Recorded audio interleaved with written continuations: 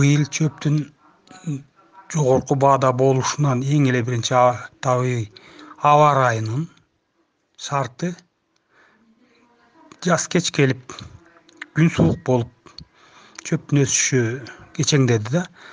Биринчисинен, экинчисинен бул өзү чөп чыгып келаткан кезде өсүү точкасы деп коет.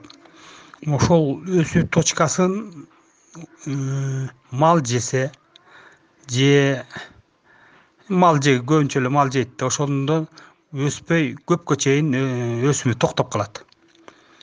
А бизде быйыл корук 1 майга чейин созулду. Ошого чейин мал өсүү точкасын уламдан улам жеп турду. Анан өсүү сөзсүз кечеңдеп, түшүм аз болуп, анан түшүм аз болгонго жараша баа өйдө көтөрүлүп атат. Мына ошондуктан